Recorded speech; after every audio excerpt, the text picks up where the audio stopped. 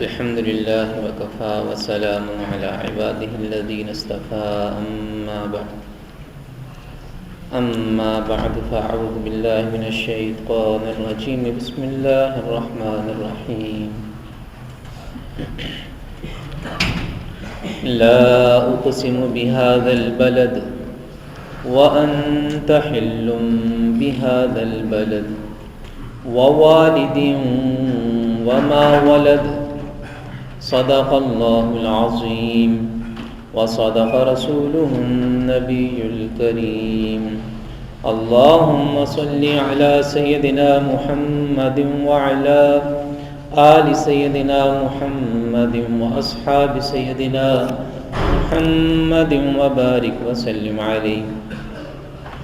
آج سے ہم 30ویں پارے کی سورۃ البلد کا آغاز کر رہے ہیں۔ یہ قرآن مجید کی سورت نمبر 90 ہے۔ یہ مکی سورت ہے اور اس میں 20 آیات ہیں۔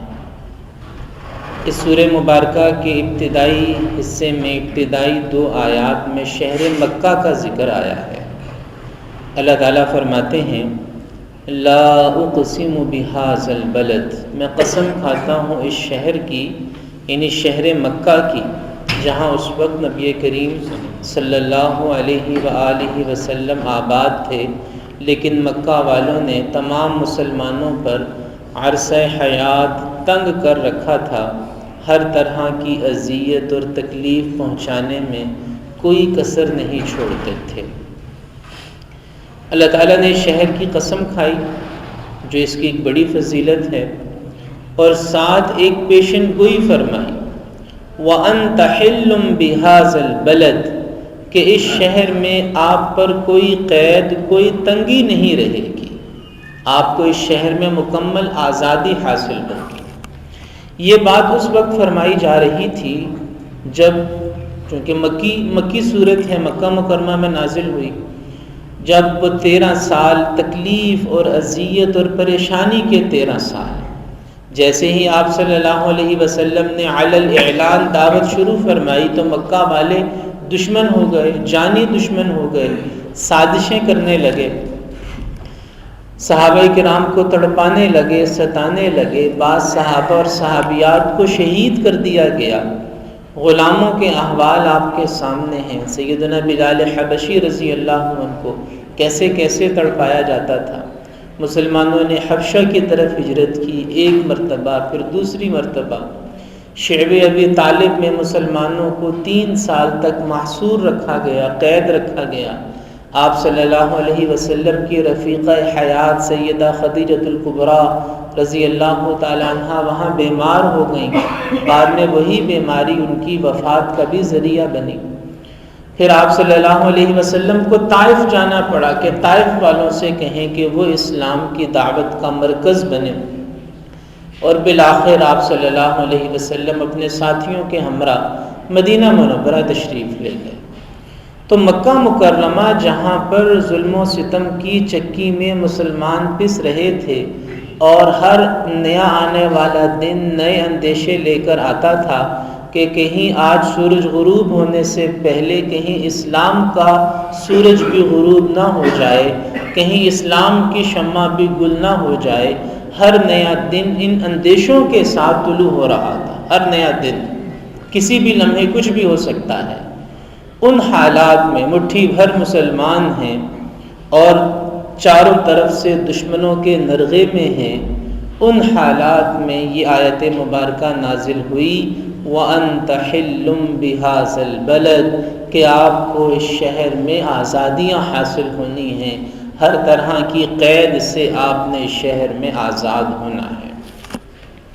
اور پھر زمین و آسمان نے وہ منظر دیکھا سن 8 ہجری میں، جب نبی کریم صلی اللہ تعالی علیہ وسلم 10,000 کے لشکر جرار کے ساتھ مکہ مکرمہ میں داخل ہوئے، بغیر لڑائی کے، بغیر قتل کے، بغیر دشمنوں کی مزاحمت کے، امن و امان کے ساتھ مکہ مکرمہ فتح ہوا۔ 17 رمضان المبارک سن 8 ہجری میں نبی کریم صلی اللہ علیہ وسلم مکہ شہر میں داخل ہوئے۔ اس دن سے لے کر آج کے دن تک، یعنی 17 رمضان سن 8 ہجری میں مکہ مکرمہ میں توحید کا پرچم لہرایا گیا، اس دن سے لے کر آج کے دن تک 1434 یا 35 سال گزر گئے، 14 صدیاں، 14.5 صدیاں گزر گئیں۔ اس دن سے لے کر آج تک ہمیشہ وہاں پر توحید کا پرچم ہی بلند رہا ہے، کبھی بھی مکہ شہر غیر مسلموں کے قبضے میں نہیں رہا۔ دوسرے شہر بنتے رہے، آباد ہوتے رہے، مسلمان غالب آتے رہے، مسلمان مغلوب بھی ہوتے رہے، مسلمان غالب بھی آئے، مسلمان مغلوب بھی ہوئے۔ اسپین میں مسلمانوں نے 800 سال حکومت کی، پھر ختم ہو گئے اسپین سے۔ یہاں بر صغیر میں مسلمانوں نے 300 سال حکومت کی، یہ حکومت بھی چھن گئی۔ بغداد پر تاتاریوں نے حملہ کر کے مسلمان شہروں کو تہ تیغ کیا، لیکن جس علاقے کے بارے میں اللہ نے فیصلہ فرما دیا وَأَنْتَ حِلٌّ بِهَذَا الْبَلَدِ کہ آپ کو اس شہر مکہ میں آزادی ملنی ہے، وہاں تب سے لے کر اب تک مسلمانوں کی ہی حکومت ہے اور مسلمانوں کا ہی غلبہ رہا ہے۔ تو یہ قرآن مجید کی پیشن گوئی جو اس حالت میں فرمائی گئی تھی کہ اندیشے تھے، ڈر تھا، خوف تھا، چاروں طرف سے مخالف آندھیاں چل رہی تھیں اور دشمنوں کے نرغے میں تھے۔ دشمن بھی ایسا سازشی، عیار اور مکار کہ جس سے کچھ بھی بعید نہیں تھا، کچھ بھی کر سکتا تھا۔ تو اس وقت یہ پیشن گوئی فرمائی گئی اور اللہ عز و جل نے اس پیشن گوئی کو حرف بحرف پورا فرمایا۔ اور پھر شہر مکہ پوری روئے زمین پر جو سب سے زیادہ مقدس مقام ہے، پوری زمین پر سب سے زیادہ مقدس مقام وہ خانہ کعبہ ہے، مسجد حرام ہے، اور شہر مکہ کو یہ اعزاز حاصل ہے کہ دنیا کا سب سے زیادہ مقدس مقام وہ شہر مکہ میں ہے، مسجد حرام اور خانہ کعبہ جو پوری دنیا کے مسلمانوں کا قبلہ ہے۔ پوری دنیا کے مسلمان کعبہ کی طرف رخ کر کے نماز ادا فرماتے ہیں۔ اس میں مطاف ہے، طواف کرنے کی جگہ ہے، جہاں پر حضرت ابراہیم علیہ السلام سے لے کر آج تک جو بھی اللہ کے نیک بندے گزرے ہیں، جب انہوں نے حج کیا، خانہ کعبہ کی زیارت کی تو اس کا طواف بھی کیا۔ رسول پاک صلی اللہ تعالی علیہ وسلم جب مدینہ منورہ کی طرف ہجرت فرما رہے تھے تو آپ صلی اللہ علیہ وسلم جب مکہ سے روانہ ہوئے تو مکہ کو مخاطب کر کے فرمایا کہ اے مکہ، تو مجھے محبوب ہے اور تو پوری زمین پہ اللہ کی سب سے محبوب سرزمین ہے، اور اگر تیرے رہنے والے مجھے یہاں سے نکلنے پر مجبور نہ کرتے تو مکہ میں تجھے چھوڑ کر کبھی نہ جاتا۔ یعنی رسول پاک صلی اللہ علیہ وسلم کا بھی محبوب شہر، اور آپ نے فرمایا کہ اللہ کے نزدیک بھی روئے زمین پر سب سے محبوب جگہ تو ہے۔ تو اس شہر مکہ کی قسم کھائی، لا اقسم بہذا البلد، میں قسم کھاتا ہوں اس شہر مکہ کی، وانت حل بہذا البلد، اور اس شہر میں آپ کو ہر قید سے آزاد ہونا ہے، ووالد وما ولد، اور میں قسم کھاتا ہوں والد کی، یعنی حضرت آدم علیہ السلام کی، وما ولد، اور جو بھی ان کی اولاد ہے، یعنی انسانیت کے باپ حضرت آدم علیہ السلام اور ان کی ساری اولاد، یعنی ساری انسانیت کی اللہ تعالیٰ نے قسم کھائی۔ آدم علیہ السلام، والد، وما ولد، اور جو بھی ان کی اولاد ہے۔ یہ تین قسمیں کھانے کے بعد اللہ تعالیٰ فرماتے ہیں لَقَدْ خَلَقْنَا الْإِنسَانَ فِي كَبَدٍ، بے شک ہم نے انسان کو پیدا کیا ہے محنت میں، مشقت میں۔ مفسرین نے لکھا ہے اس آیت کا مطلب یہ ہے کہ انسان ابتدا سے انتہا تک، پیدائش سے موت تک مشقت اور رنج میں گرفتار ہے اور طرح طرح کی تکلیفیں جھیلتا ہے۔ اگر کوئی یہ سوچے کہ میں اس دنیا کی زندگی میں تکلیف سے آزاد ہو جاؤں تو یہ نہیں ہو سکتا۔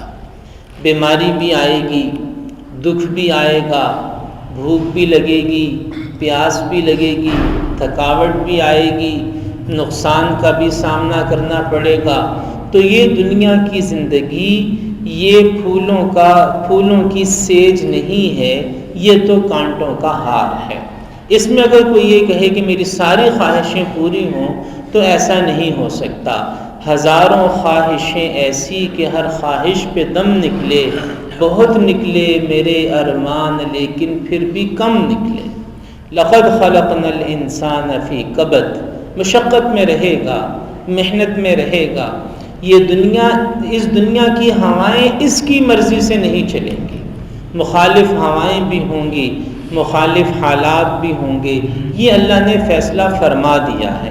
اب اگر کوئی اس دنیا کے اندر مکمل آرائش ڈھونڈ رہا ہے یا اس دنیا کے اندر مکمل آرام ڈھونڈ رہا ہے تو وہ سائے کے پیچھے بھاگنے والا ہے، وہ سراب کے پیچھے دوڑنے والا ہے، وہ بلبلے کے اوپر گھر بنانے والا ہے اور وہ مکڑی کے جالے کو مضبوط قلعہ سمجھنے والا ہے۔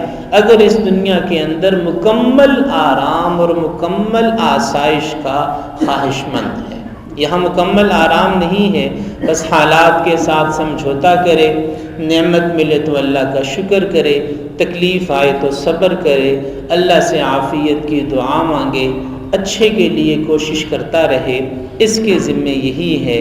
مکمل آسائش یہاں میسر نہیں ہے۔ اللہ تعالی ہمیں قرآن مجید کو سمجھ کر اس پر عمل کرنے کی توفیق عطا